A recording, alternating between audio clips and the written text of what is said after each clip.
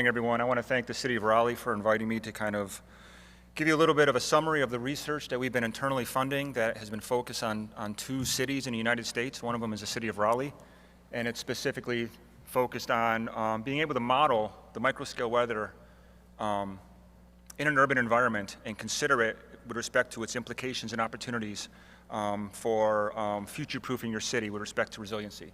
So we're going to look at it through the lens of climate change and also advancing urbanization.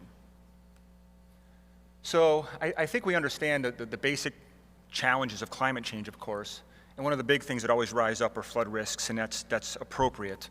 But I want to spend a little bit more time talking about the other very significant challenge, of course, which is increasing temperatures, and also what that means with respect to its effect on changing airflow patterns, which also have global consequences. The risks associated with these climate threats are elevated in cities, and that's not a surprise either. You have the urban heat island effects that exacerbate these problems and can make them worse. And of course, the density and distribution of the populations could increase its vulnerabilities, and often inequitably, which is obviously a very big concern. Urban environment and planning itself plays a role in the heightened risks or improved resiliency of a city's environment and its microweather. So the main takeaway here is that this climate change and urban development intersection and associated vulnerabilities in a city have not really been studied at the correct spatial scales. It's not a question of that footprint across a city in terms of kilometers, but what are the implications or opportunities at the meter scale, street by street, building by building? And that's what we try to understand with this research. So let me give you the bottom line up front of what we've been doing and investigating through some internal funding. Is we have completed our year one investigations where we've modeled the 3D airflow in downtown Raleigh, basically downtown Raleigh out to Wake Medical area at about 3-meter resolution, as well as parts of New York City, to provide an understanding of the street-by-street variability of the microweather conditions. We've been doing this in partnership with a company called Eris LLC. The initial proof of concept has been a success in that it demonstrates how the city airflow and winds can vary by time of day, the large-scale inflow wind conditions, and also we've been injecting future climate and downscaling it into this microscale arena and understanding how those effects may lead to the variability and changes in this urban airflow environment, and also with respect to how the urban footprint may change as new buildings and infrastructure are added to the cityscape. We've been doing all this by further translating the output from our simulations of this microweather to measures of things like stagnant air or channeled or perturbed or turbulent wind flows to better understand some of the societal implications as they may pertain to public health and air quality, energy efficiency needs and opportunities, and even future urban air transportation, such as drone deliveries and coming urban air mobility. So one big question, if folks don't know, is who is MITRE and why are you guys looking at my city? Tom gave us a little bit of background, but here's a little bit more. MITRE operates 6 federally funded research and development centers focused towards DOD, DHS, aviation and transportation, and cybersecurity. We work in the public interest. We have no commercial interest. Our mission is to solving problems for a safer world. So we work with government and public-private partnerships to improve safety, stability, and well-being of our nation. And we try to apply this systems thinking across all these FFRDC activities to solve complex national and global problems.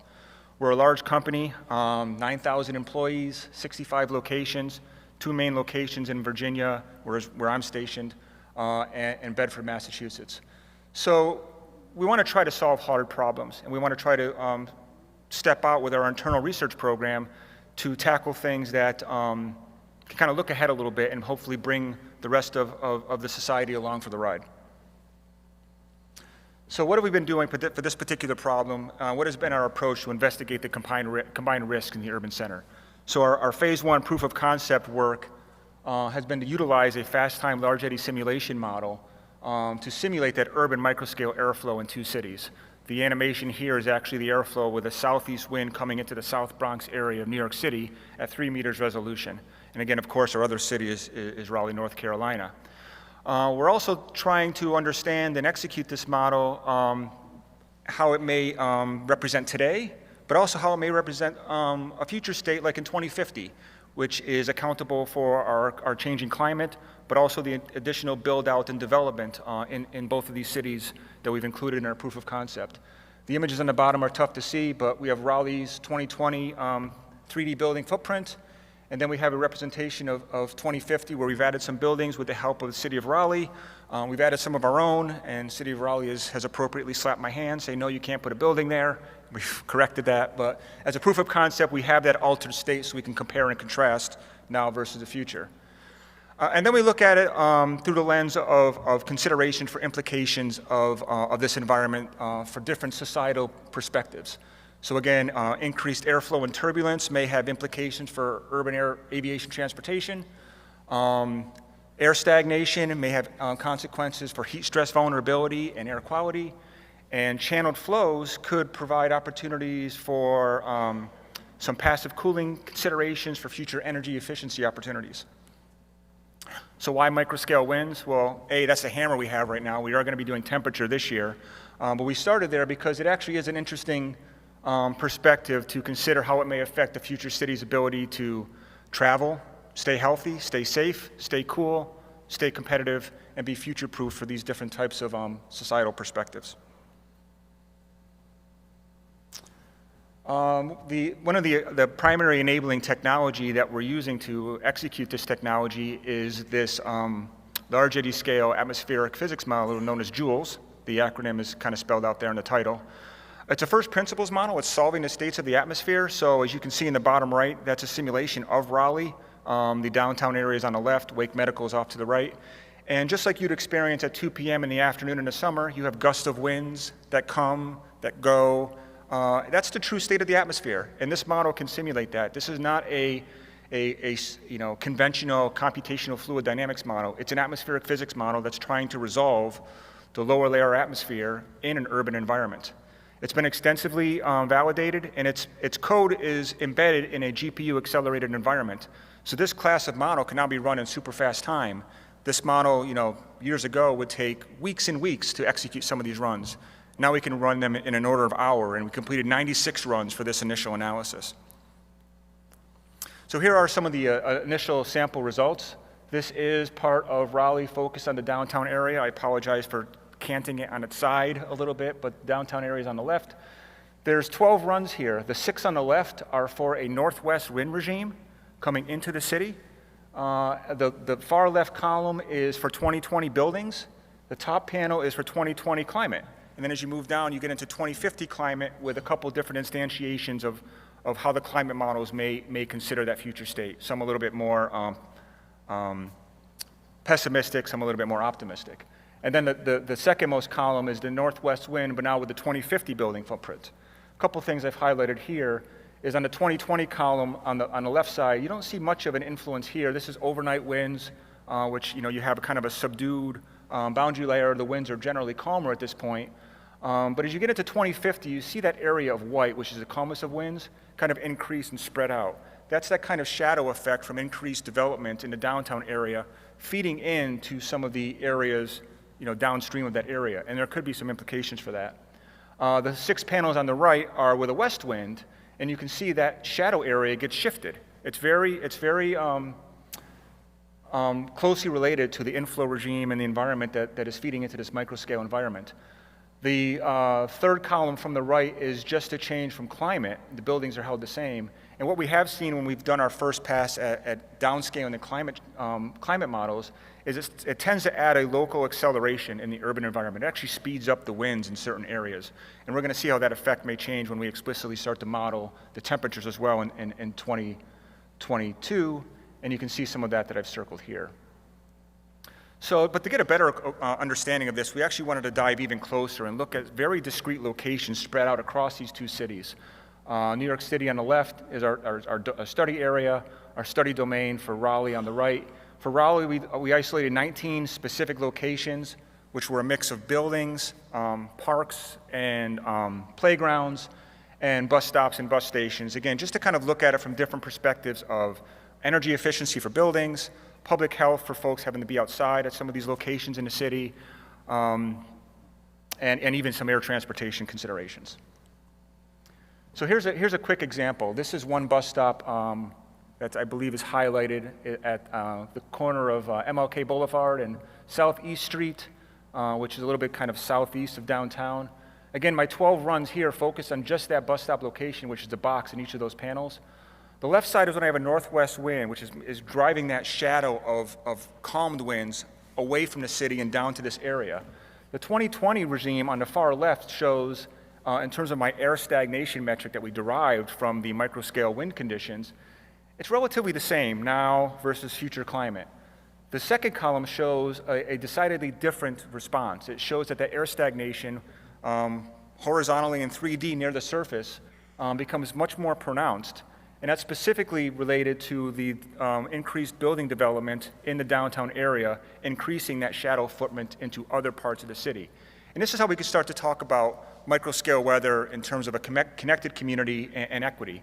What are going to be the more aggregate effects of climate change and increased urban development as you want to consider it as a whole across all of your communities? You notice the 6 panels on the right, there's no yellow or red. This is the west wind, and it's taking some of those effects elsewhere, which shows how very specific and event-driven some of these scenarios may be.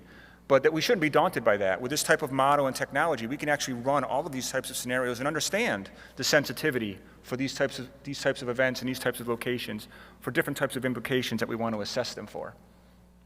This is an eye chart. I'm not going to spend much time here. These are all the 19 locations that we looked at through the very specific lenses of the public health considerations with air stagnation as it may affect heat stress vulnerability and air quality. Building efficiency is a derived metric where we looked at enhanced steady state wind flows that again could maybe propel some passive cooling opportunities in the future.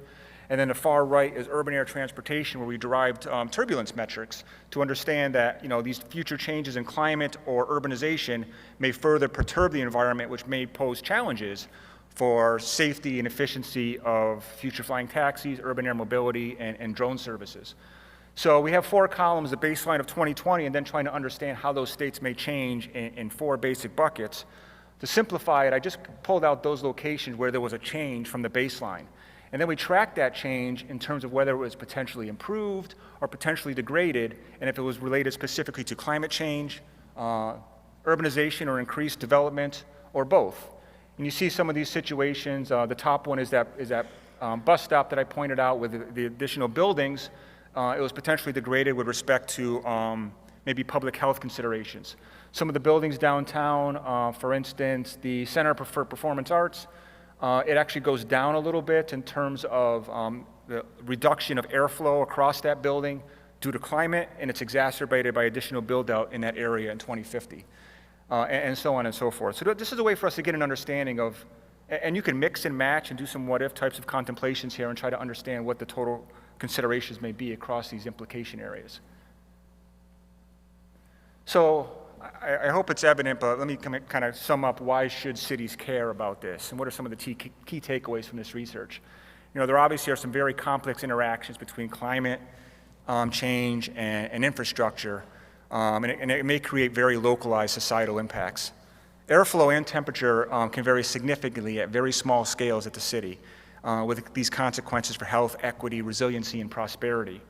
The MITRE research provides an opportunity to study this problem at the street-by-street resolution in cities that will really uncover some of these opportunities and potential future-proofing considerations.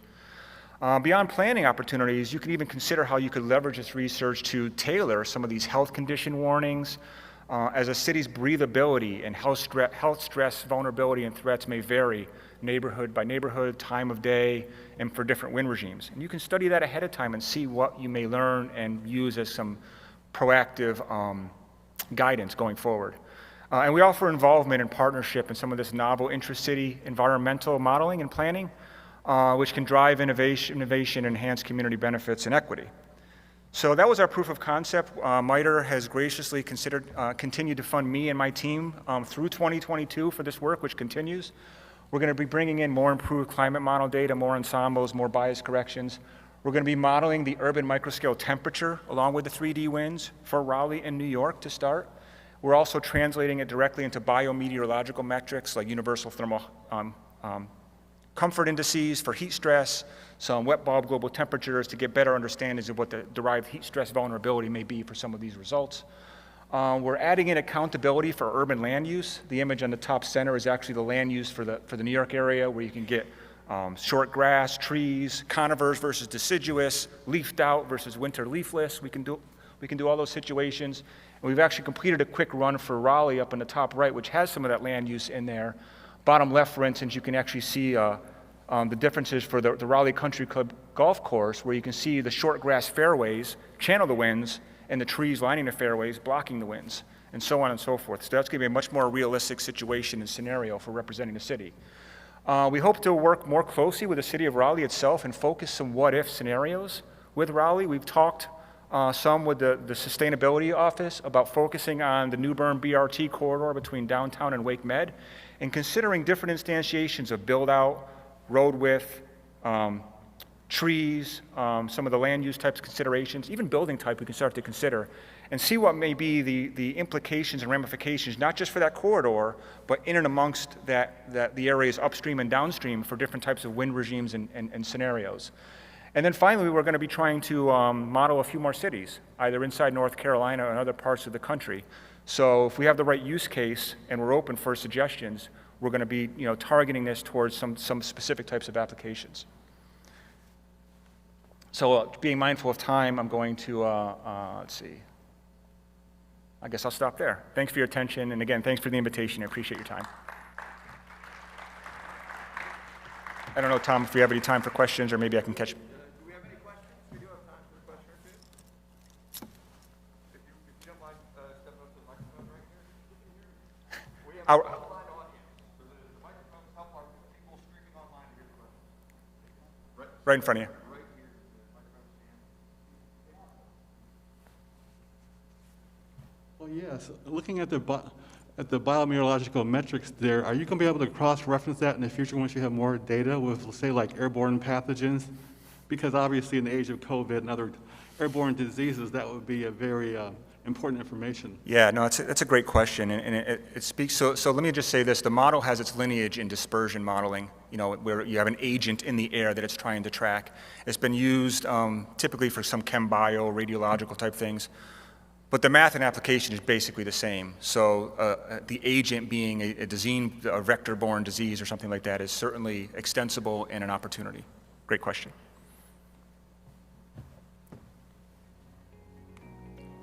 All right, thanks again, everyone.